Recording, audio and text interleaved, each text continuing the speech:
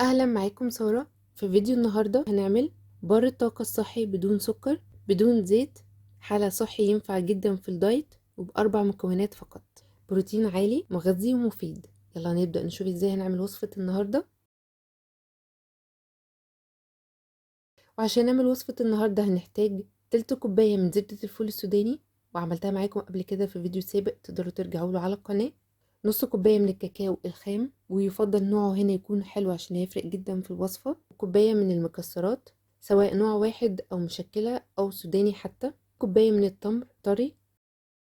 اول حاجة هبدأ اعملها اطحن المكسرات او اخليها مجروش، حابة ان هي تكون ناعمة معايا او حابة ان هي تكون قطع كده مجروشة، او اعمل جزء كده وجزء كده على حسب رغبتكم.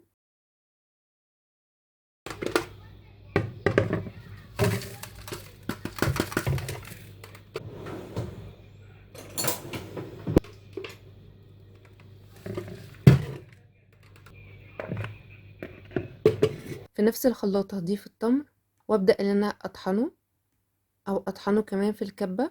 التمر ده عندي انا كنت نقعاه في مية مغلية، بعد كده صفيت المية، فعشان كده كان سهل معايا ان انا اقدر اطحنه في خلاط او اطحنه كمان في الكبة. ممكن نحط كل حاجة مع بعضها في الكبة، هتخليها ان هي في النهاية خالص تبقى معايا اكنها عجينة.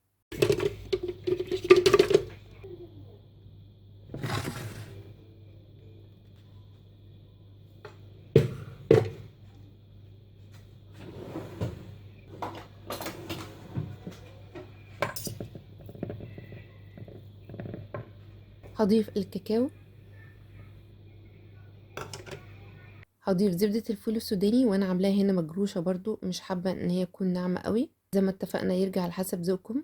هقلب كل حاجة مع بعضها كويس جدا لحد ما يكون عندي عجينة كلها كتلة كده متجانسة مع بعضها، كتلة واحدة.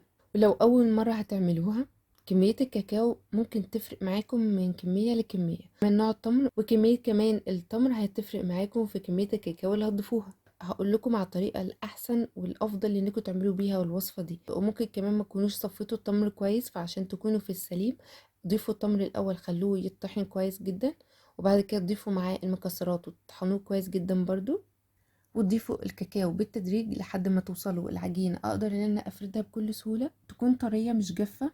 لو لقيت ان هي جافه كده في النهايه وحطيت كل حاجه على بعضها، طب انا اعمل ايه؟ ممكن ازود من بيوريه التمر او ممكن ازود من الميه اللي نقعت فيها التمر وصفتها، ازودها بالتدريج لحد ما الاقيها ان هي وصلت العجينه اقدر ان انا اشكلها بكل سهوله. وفي صينيه او في اي قالب اللي انا اقدر اشكل فيها، يفضل ان انا اضيف ورق زبده او كيس تلاجة، هيكون افضل بكتير.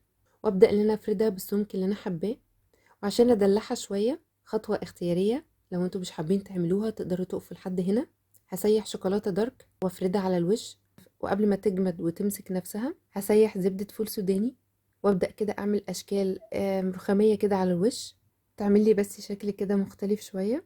هدخلها التلاجة لحد ما تجمد وتمسك نفسها، وابدأ ان انا اقطعها واقدمها وبألف هنا.